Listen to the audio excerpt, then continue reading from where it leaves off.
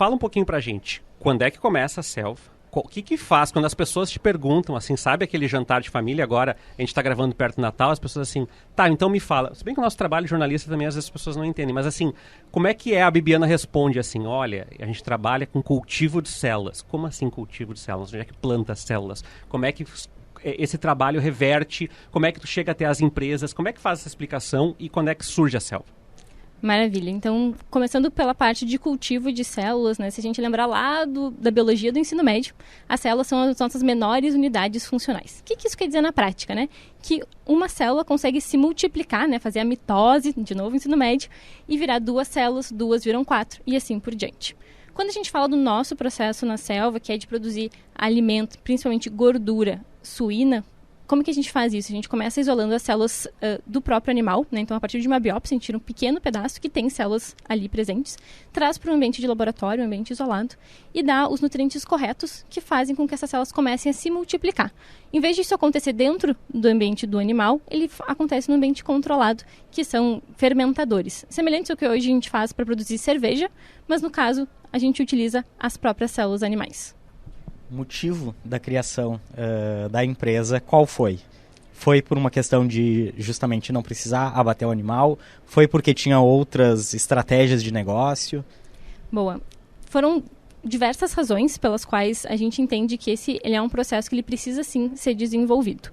Começando pela ideia da sustentabilidade. Hoje em dia, para produzir tanto proteína quanto gordura animal, a gente precisa de grandes quantidades de terra, grandes quantidades de recursos naturais, como a própria água. A gente vai emitir gases relacionados ao efeito estufa devido a esse tipo de produção.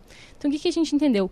A população humana ela segue crescendo, né, no planeta Terra, e para a gente conseguir continuar alimentando essa população, a gente vai precisar pensar em outras formas de produzir alimento que a gente gosta de comer, né, como os próprios alimentos animais.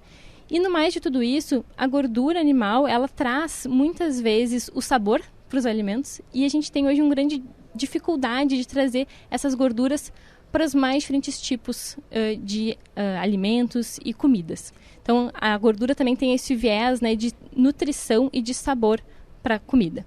E tem um outro ponto que eu acho que é muito importante comentar, além do bem-estar animal, de não fazer o abate animal, que é a redução de doenças zoonóticas. Né? Quando a gente lembra de gripe suína, do próprio coronavírus, esses foram doenças decorrentes da criação de animais e do contato dos animais com os seres humanos. No nosso processo, por ele ser extremamente controlado, a gente reduz ou praticamente elimina a chance do desenvolvimento desse tipo de doença. Acho que as pessoas já estão pensando assim, tá, mas ela explicou como faz a extração da célula e faz o cultivo e aí gera gordura. E como é que isso, tu já deu uma pista, e como é que isso vai parar no alimento? Ele vai ser produzido, e provavelmente o objetivo é esse, mas eu queria que tu falasse um pouco, ele vai entrar numa larga escala, a indústria pode utilizar algo que já existe ou pode pensar novos produtos a partir disso, como é que isso pretende ou vai chegar na cadeia final para o consumidor? Maravilha. O produto final, ele é realmente uma gordura em que tu pode aplicar em diferentes tipos de receitas e a indústria pode aplicar em diferentes alimentos.